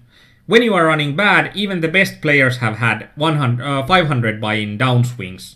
So, like the MTT sit and goes, pretty much 100 buy-ins is the starting point, and only if you are willing to move down, and if you are willing to redeposit if you go broke. And if you are not willing to move down and you can't redeposit when you go broke, then it's somewhere around 300 to 500 buy-ins that you would be if you want to have a solid bankroll. So it's one of those poker sayings again that it depends. And in here, this is an icky situation because we are having the 15 big blind stack, but against all the other players, we are pretty much happy to get it. Happy to shove it or happy to just trying to steal the blinds. And Corpus, it's funny to watch a live coaching where you run super good. You get the picture that MTTs are easy, just everyday super shipping. Yeah, Corpus, that's the way MTTs are. But you can see the variance in the games. I remember that I have been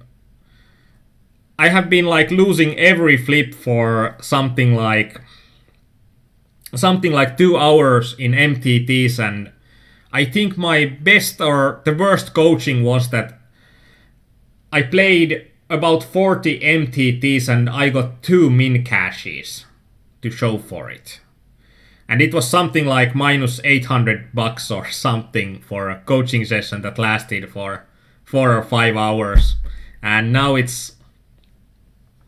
everything is easy. There is sunshine and rainbows. And every flip comes home and... well, every flip even doesn't come home, but with aggressive play and aggressive stealing, we have pretty much got pretty good opportunities. Pretty good opportunities to increase our stacks, and even in SNGs, it's... there is an old Finnish saying that what you steal while you are young, you'll own when you are old. So the same is also working in the MTT tournaments. That what you are stealing in the early game, you'll own in the late game, and the bigger the stack you are having, the more fun you are having in an MTT. And when we are having 9 players in a table, we don't have that much ICM implications than before, and I'm just trying to now widen their ranges with ace-10 because I want to get them now, get it all in with king-10 or something like that I will dominate. So it's also, ICM is something that's not super important in MTTs because I think you are playing well even if you are not taking... and even with the call here, actually this call looks really bad because he looks like he has been a competent player, and when he calls, I'm putting him for a really strong hand. And this might be wrong, we might be in for a surprise.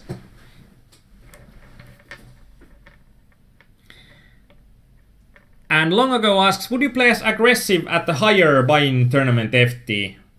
Usually I think that aggressive play is what makes you money. So that's something that you should take into account, that in general you want to play aggressive in the final tables, and especially if there are a lot of players that are folding, your basic approach to an MTT final table should be a massive bulldozer. That you are going to just be bullying your opponent, and you need to be pushing your stack in and pushing your opponent out of the pots. So, as Corpistur said, that aggressivity depends on the players, not buy-ins. And there are also some final tables that if all the opponents are playing really aggressively against you, it gets a bit worse. If he would have had a higher bounty, I could have even shoved this Jack-9. Because it's chip-wise, it's pretty close. Pretty close when the average stack size is so small behind me. And if I would have been at the DVD Val's place, I would have shoved with Jack-9. It would have been a snap shove. And Berserkki, yeah, in MTTs, as I said that when I played the 40 tournaments, I probably lost about 37 because I just got 2 min cashes. So if you are playing with 30 buy-ins for worth of MTTs, then it might be just one night and everything's gone. So, and if someone would start playing these 90-player progressive knockouts, if you don't want to move down, I think somewhere around 200 or 250 buy-ins is probably a solid bankroll that if you don't want to move down. And this is because these games are right now, I think that in these games you can have huge edges. And also the variance is less than in 180 mens, so you'll need less. But if you want to try these, I think that if it's not your main game, if you can redeposit another bankroll, I think that $250 is a good start to. It's a bankroll that if you run good, you can run it pretty high up, and actually 75 buy-ins is probably a better minimum buy-in. And with Jack 7 off, it's pretty much against a random hand, it's pretty much a coin flip, and if the opponent is folding something, it's going to be really profitable for us. And this is probably what Korpistori said, that everything just looks so easy. It's just going to be shipping and handling of the situations.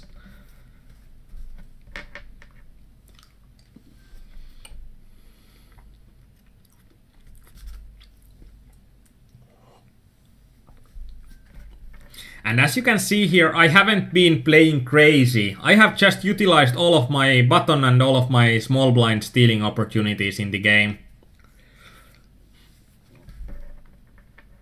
So it might be even worse if I have a good situation, good cards, then those numbers will be better. And when my opponents are playing passively, then having a high 3-bet is going to be something you really don't want to have.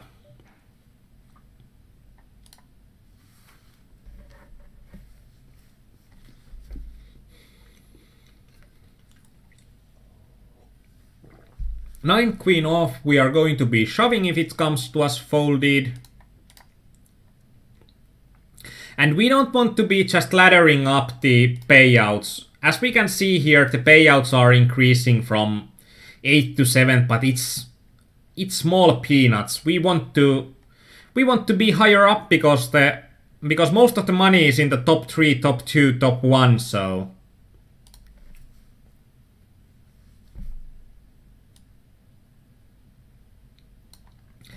And Berserkki, you are afraid that your play has really big leaks. That's always a good starting point, because I have seen multiple players that are claiming that they don't have any leaks. And what's common with those players that don't have any leaks? They are not developing their game. And in poker, it doesn't matter how good you are right now. It matters more that you are developing your game every day, every week, every month. That even if you would suck in poker right now, if you start developing your skills, if you start utilizing the tools that, for example, PokerImania.com is giving you a lot of videos, a lot of thoughts, hand analysis, and improve yourself every day, every week, you are going to improve your poker skills by a lot, and you don't need to suck for a long time in poker, because... And you can leave the sucking for some of these rest of these players. And folded Jack 7 suited because BB was very short. The Jack 7 suited... this is also because if the big blind is really short and you pretty much can't get any folds, and there are two players in addition to that are having bigger stacks than you, I don't think that Jack 7 is going to be massively profitable. And also this player isn't having a big bounty. If this player would have a bigger bounty, I could have taken some risks to take him out. But Jack 7 suited is something that's close, and because of this player that he's so short, I don't know. Actually, it's a hand that could be good to look through.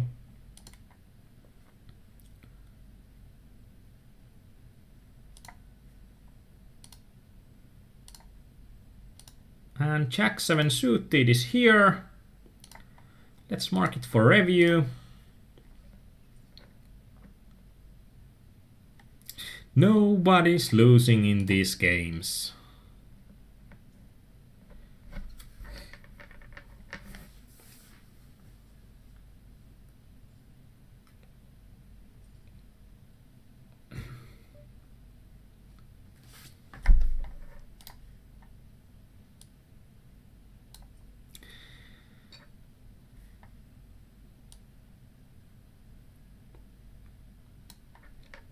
And Berserkki, it's like, don't make it too hard that you would need to have a plan for studies or something like that. I think that you can do pretty well.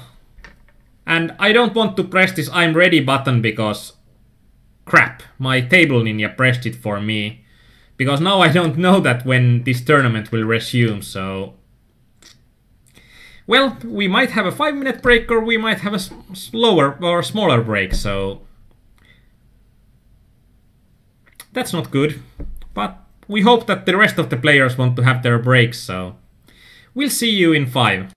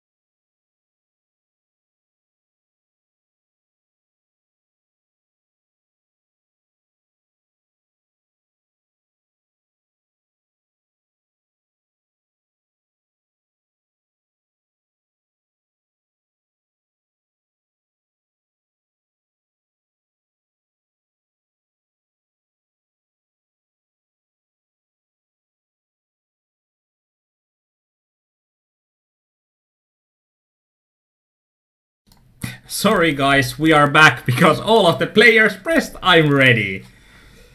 I hope that I didn't lose a lot of hands for it. This was probably the last hand that I saw. Oh well, luckily I didn't lose a hand that I should be playing. And this is actually even better because this Yoki player, I don't know what he has just 2 antes left. So, like, wake up, you can't fold.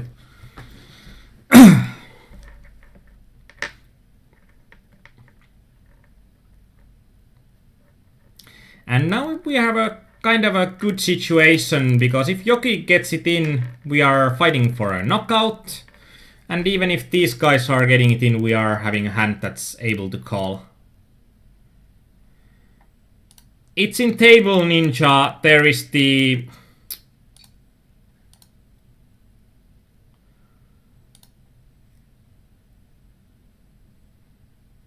We'll see what's the... And this Yoki folded again! He's having just 35 chips. And $300 antes, so... Horrible. In general, having the... In general... Having the I'm ready button and I'm ready button handled automatically by Table Ninja, it's normally in sit and goes, it's really plus EV because they are starting in 1 minute or when you are pressing the... Or when you press the... When you press the I'm ready button. So... If you are pressing always the I'm ready button, you are making yourself money because if you are a winning player, because sometimes the sit and go start quicker. So I disagree with Korpisoturi that regs are never using that button.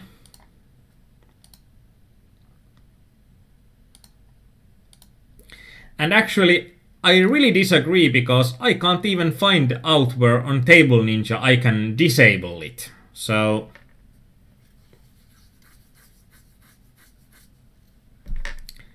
So it's a Table Ninja problem, but at least on Table Ninja 1 I can't find the option where to remove it, so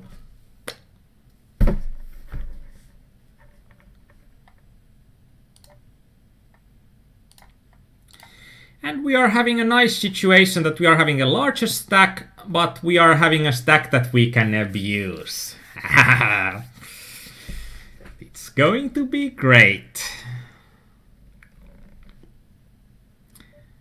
And the only bad thing is that in these games, you pretty much can't rely on that the opponents know that they need to be tight. But in these games in general, I think that opponents will be too tight in these last parts of the game where you pretty much need to be shoving and calling a lot.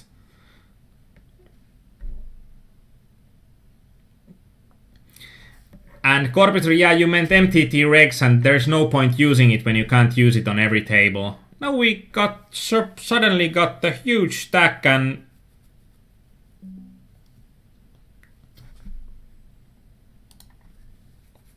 I was a bit confused. We had 5 players and now we have only 3.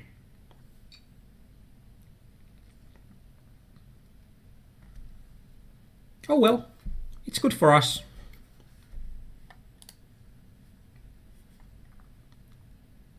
Big money incoming.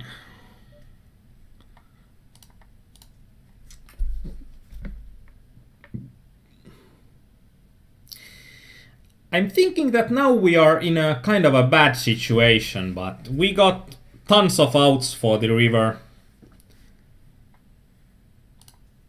And in general, I think this Stackatronic, he's a Swede and he hasn't been playing that aggressively, so I'm going to be calling this DVD wall, but I'm going to be folding against the Stackatronic if he shoves. And now this is going to be a good spot to c-bet, especially if our opponent checks. Because I think on paired boards, most of the bad players are just looking their own cards and, oh crap, I didn't hit the pot, I need to fold. And when they don't hit the flop, like if the board is paired, there is not a lot of cards that will hit it, so they will be missing the board a lot and they will be folding a lot, so. But be wary of this because regs pretty much know that you should be inclined to bet a lot of paired boards and they will be playing back at you. But if there are these kinds of players, I will be abusing those situations a lot. And in general, I think the weaker players are more playing their own cards than the situation. So if we are thinking about weaker players, they are only concerned about what is their cards and did they hit the flop. And our opponent has been raising a ton, and now when we call him with king queen suited, that's a really good hand. Then we even are dominated.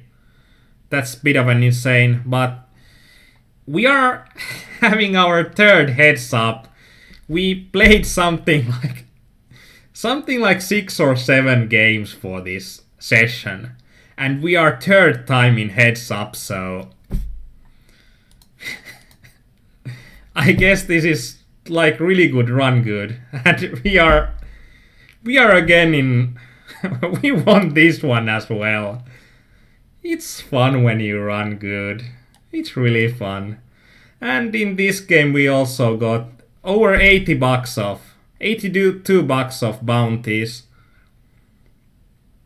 Plus so we got like, I think somewhere around 400 bucks of winnings with $30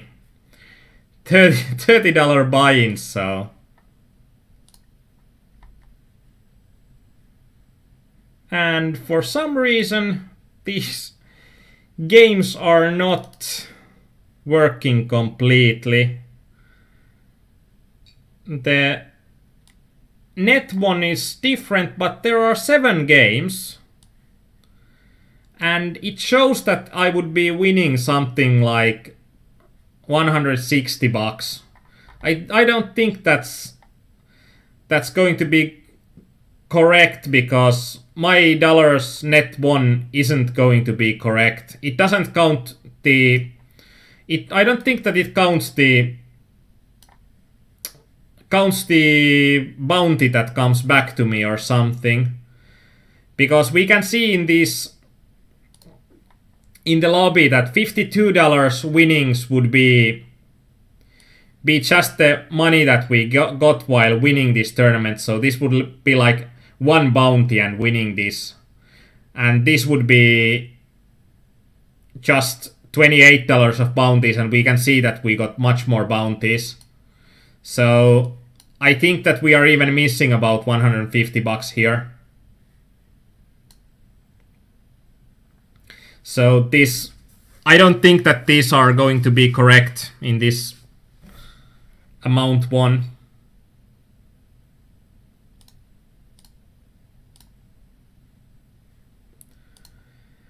Options, advanced multi-table options. Of course, it's on PokerStars. Gatsby is correct. That mark me as I'm ready at the start of sit and go tournaments.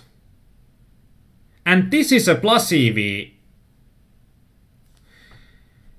This is a plus EV option to have open, but I'm going to contact PokerStars support that if this option is also clicking the I'm ready button at the MTT sit and goes, then it's really bad, because that's something that should not happen.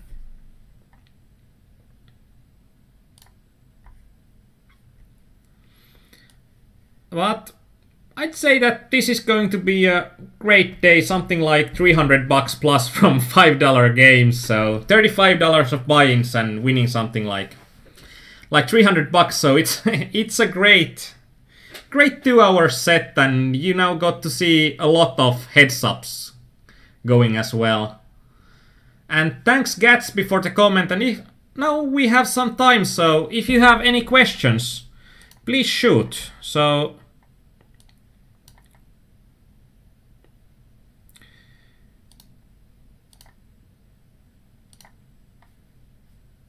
and let's see today's hands. We have marked a few hands. Actually, I'm going to shut down PokerStars so I can open Hold'em resources. This is one of those hands. And this was an interesting hand, because this Badger guy, and we need to use something else than the Hold'em resources only, because this Badger guy pretty much had like something like $8 of bounty, so that's something that's interesting to look like. How can you analyze the bounty situations? And Corpistry, check your question. What is your question?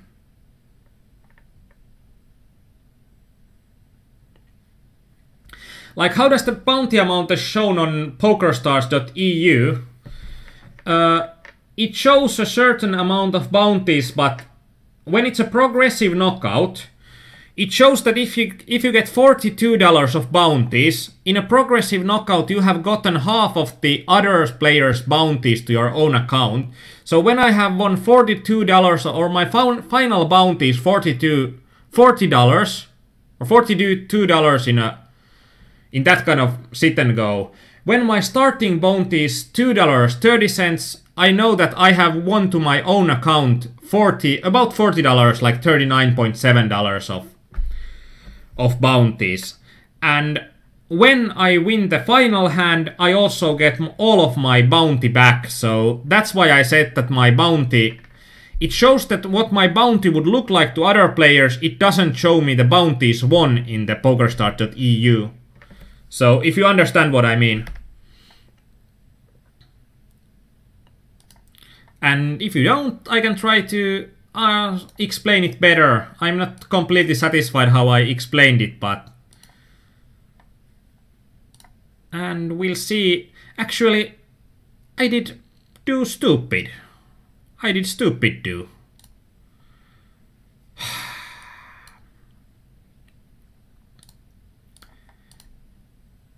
I need to be, because I now don't have the PokerStars open, but I have Hold'em resources open, so I need to be checking one of those tournament histories on what is the final prize pool.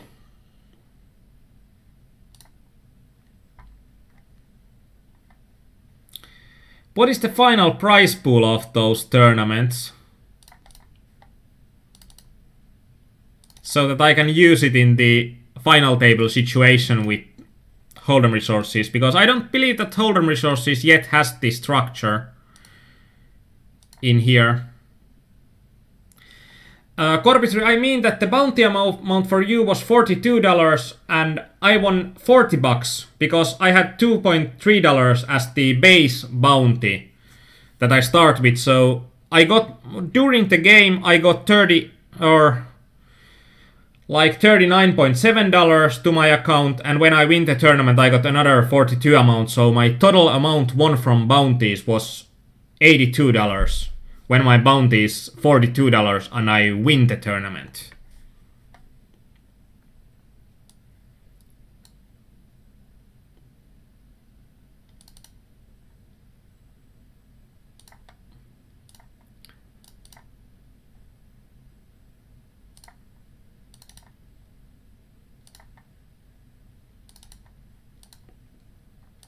So we can see here the structure. So we are doing a custom structure, and we do the custom structure by inputting just all of these prize pool numbers in here, and it's going to take a while. So, and we can actually use the percentages because they show it there. So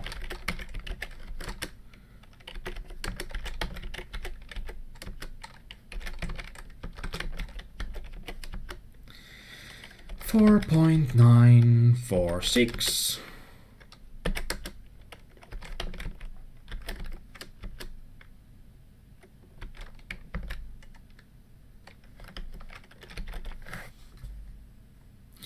And we are now custom save current structure, and then we are saving this 90-man prog.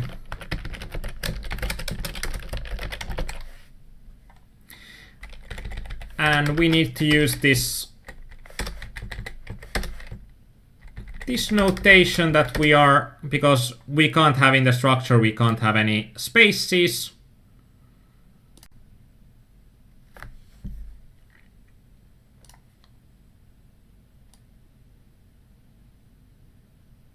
Corpistory, it's only for the progressive bounty knockout tournament, so only progressive knockouts are. And actually, some of the knockouts will be, or the knockouts are also a bit wrong, because in the normal knockouts you also get your own bounty back when you are finishing the tournament as first. But here we can see that if everybody's playing correctly, which I highly doubt they are, in this situation when the opponent is having just 3 big blinds, Jack 10 suited would be the lower edge that we can call, and Jack 7 suited is pretty minus EV. And because this Yoki guy didn't have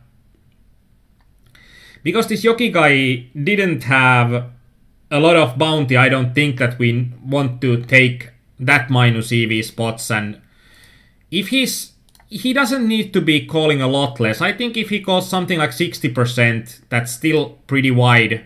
At least in these games. Jack 7 suited might even be a call.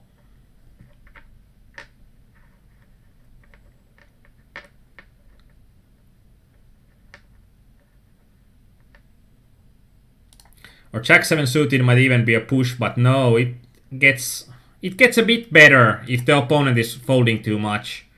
And here we can actually see that if the big blind is something like, let's say 15,000 chips, I think then it's going to be that Jack 8 could be a push even with Nash ranges.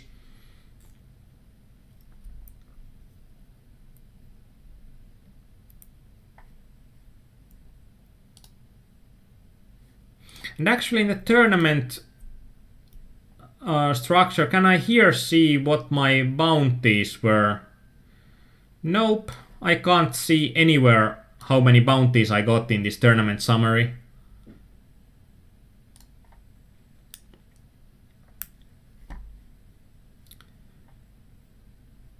And in this kind of situation, we were cut off. So we can see that if our opponent would have a full stack, we could shove Jack 8 suited because our opponent in the big blind could call so much less than he needs to call when he's short stacked. So that's why the Jack 7 suited, in my opinion, still isn't a push. But when I see this, that Jack 8 suited would be close to break even when the opponent isn't calling as wide as he should, I think that Jack 8 suited would be a great push there. But it was a really good point for someone that took that hand up. So cookie points 41 that said that check that one, because that was a good catch. Good catch. And let's take this 9-7 suited and let's take it with a basic satellite structure, so it's going to be like chip EV. And let's see how it is for 9-7 off. And actually, I think this was a 9-7 off that the UTG pushed 6 big blinds, and I was in the big blind with 9-7 off. Now it's UTG +1 that pushed with. And we can see that 9-7 off is a minus EV call here. And we know that our opponent had like $8 bounty included. Or when our opponent has an $8 bounty in this situation. So how do we account for the $8 bounty? Actually, we can also try to do the basic hand with just chip EV in big blinds.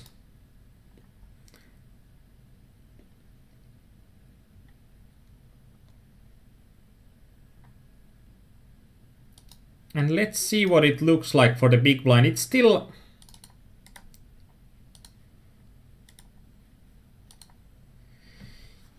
a bit problematic because in Hold'em Resources calculator you can't get a value in chips, or you can't get the value in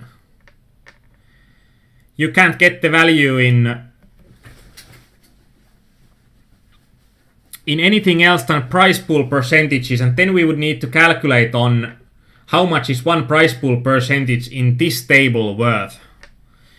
But in general we can see that in this situation our opponent, when he is shoving 6 big blinds, and that's worth somewhere around $3, this stack that he's having, and when we are still quite far away from the bubble, I think there's 27 remaining, so every other player needs to be defeated before the final table. Actually, I think there was still 3 tables going at this situation. So he's shoving about 3 big blinds, and with 9-7 off, if he's shoving, let's say he's shoving 30-ish%, or if we are just having all of the really pretty hands here, I think this could be something that a basic or a random player would shove at least. And when we see that he would shove at least that, so let's have the best response range.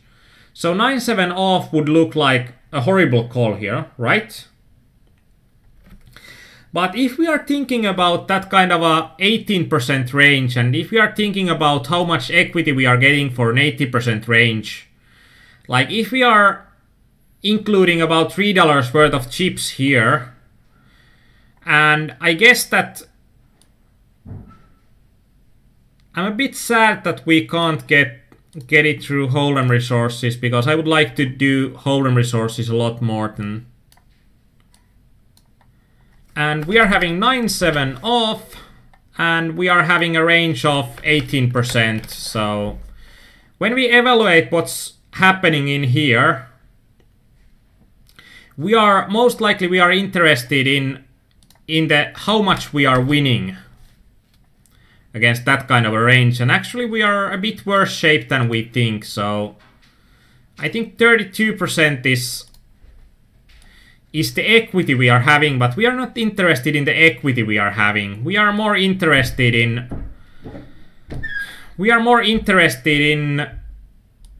what percentage of it is wins, because if we call here and we expect to be winning at least 31.38% of the time, and we'll multiply that by 8.92, which would be the additional value for the,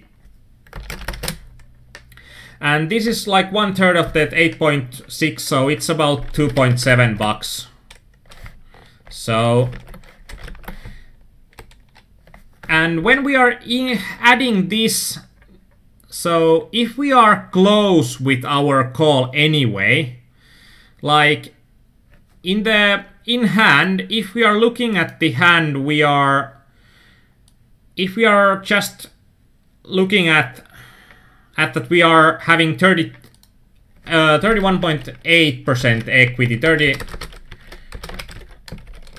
and we are just looking at chips. When he shoves for 2.4k,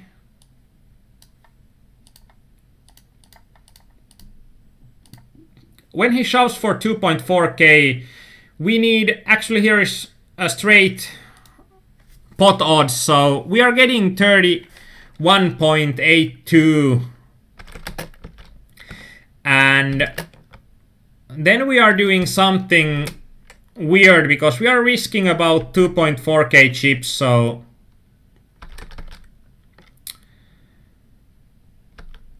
what we are losing here that we are not getting is going to be 38%, which is the pot odds we would require. So this would be a bad pot odds call. And this we are multiplying by the amount that we are risking in this situation. So it will be 1990, and that's the 1999 slash divided by 1500, which is charged starting chips, and what's the chips worth? So 2.3 bucks about. So this is about 6% times. So this is about 6% times around $3. So if we are doing here a 0.18 worth of a bad call, it's more than. So actually when we are folding here, because of our opponent's knockout bounty, we are losing 2.5 bucks of value here.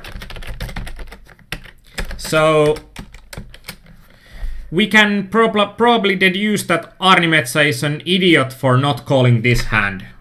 Like losing $2.5 of value in a single hand in a $5 game, it's bad.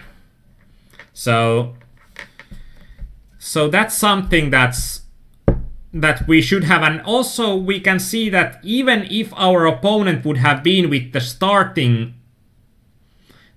bounty, even the starting bounty here, 31.38% times $2.3, it would have been about 70 cents here. So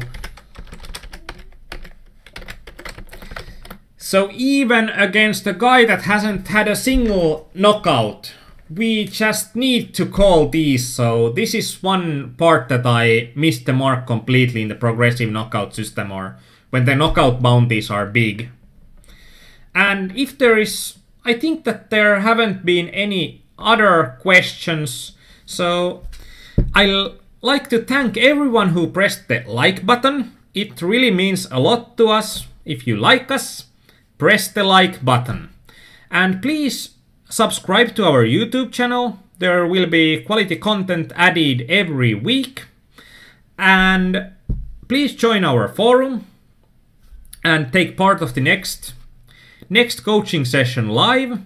Our next coaching session will be Pot Limit Omaha with Kuberi on next Wednesday. And I think next Sunday we are going to have some MTT sit and go fun again. And if I can manage, I'll probably fit in an extra sit and go coaching session if there have been enough likes for this video. So there might be some more English material coming. And thanks everyone who chatted. It's always a lot easier to have a good coaching session when there is active chat. And thanks everyone. There was a really good point on the Jack 7 hand, and that was a great hand to look through. And what else? Pretty much nothing else. If you are already going to sleep, well, have a good night. But if you are playing poker, may this be the most winningest night of all. So, bye, and see you on Wednesday in Kuberi's coaching or on Sunday on my next coaching.